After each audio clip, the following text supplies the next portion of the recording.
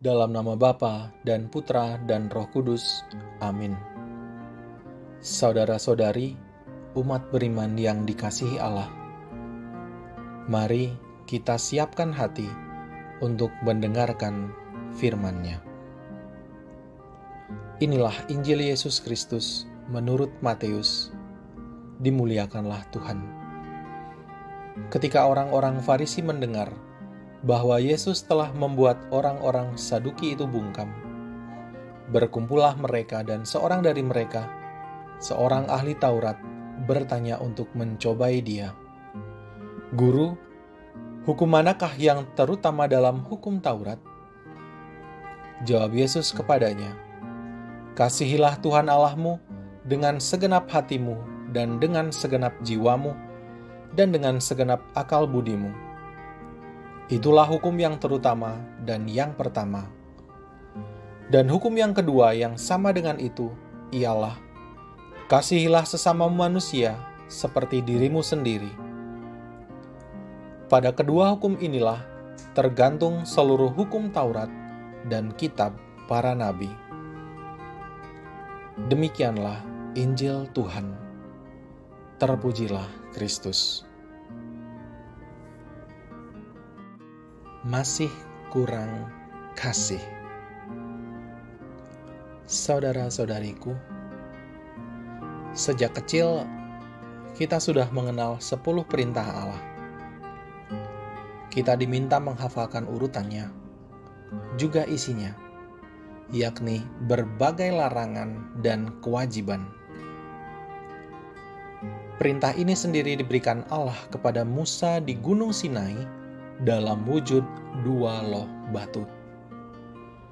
Perintah pertama sampai ketiga mengatur hubungan kita dengan Tuhan, sedangkan perintah keempat sampai ke-10 mengatur relasi kita dengan sesama manusia. Dalam Injil hari ini, seorang ahli Taurat bertanya kepada Yesus, "Guru, hukum manakah yang terutama dalam hukum Taurat?" Kalau ditanya tentang hukum yang terutama, tentu jawabannya merujuk kepada 10 perintah Allah tadi. Segala sesuatu yang paling penting sudah tercantum di situ.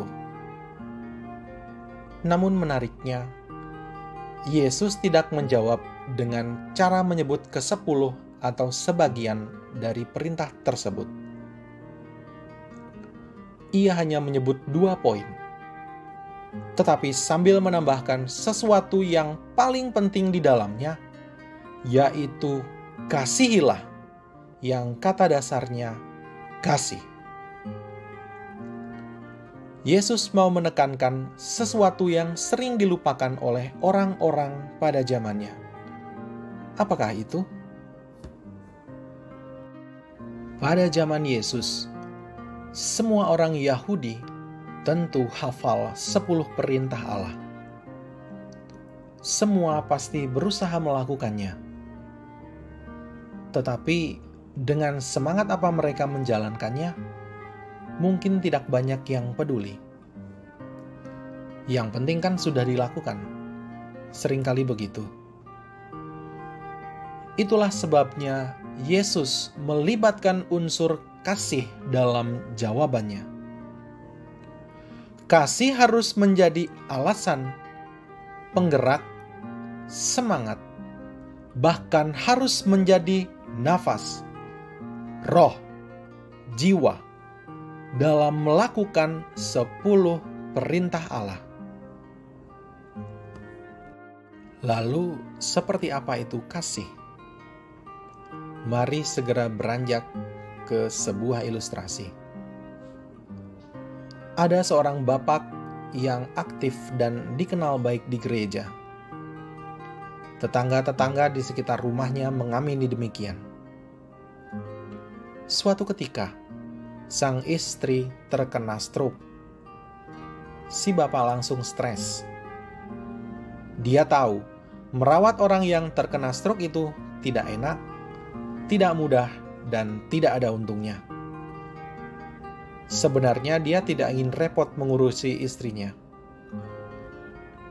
Namun karena gengsi dan merasa sudah punya nama sebagai aktivis gereja, si bapak berpikir harus menjaga dan memelihara citranya.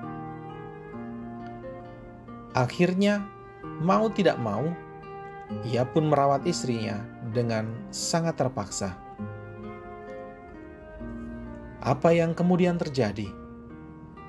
Si bapak tidak sepenuh hati merawat istri, hanya sekenanya saja.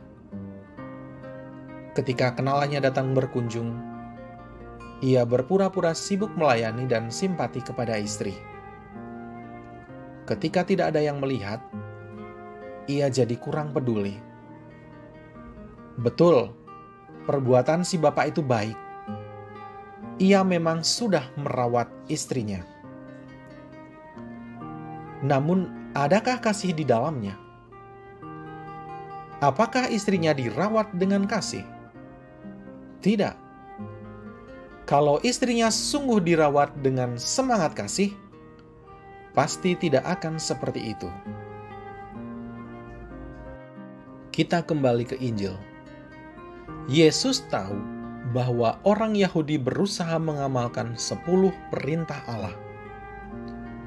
Namun kenyataannya, seringkali mereka melakukan itu hanya supaya tidak melanggarnya dan tidak terkena hukuman. Perbuatan-perbuatan baik mereka tidak dijiwai dan didasari kasih. Akibatnya, dari luar tampak baik, tetapi di dalamnya kosong. Nah, apakah Tuhan berkenan dengan perbuatan semacam itu? Tentu tidak. Tuhan mengutamakan isinya, yaitu kasih itu sendiri.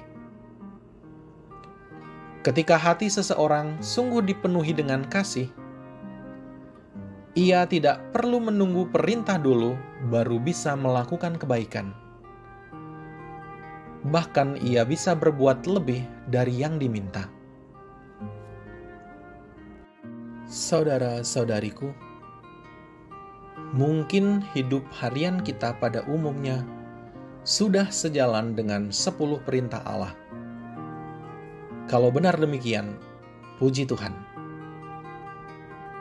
Tetapi, apakah hidup kita sudah sungguh-sungguh didasari kasih pada Allah dan sesama? Mungkin belum.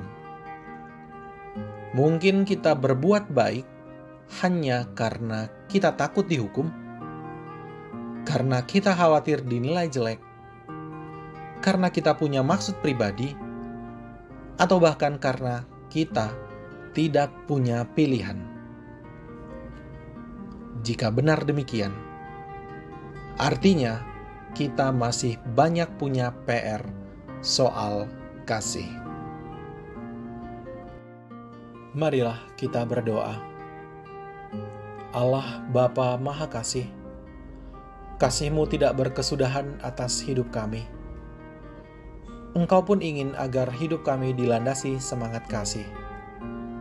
Tambahkanlah terus rahmat-Mu kepada kami, supaya kami selalu mengutamakan hukum-Mu dan hidup seturut kehendak-Mu. Berkenanlah melayakkan hidup kami, sehingga dapat Kau pakai sebagai alat untuk berbagi kasih dan harapan kepada sesama. Demi Kristus Tuhan dan pengantara kami. Amin. Kemuliaan kepada Bapa dan Putra dan Roh Kudus, seperti pada permulaan, sekarang, selalu, dan sepanjang segala abad. Amin. Dalam nama Bapa dan Putra dan Roh Kudus. Amin.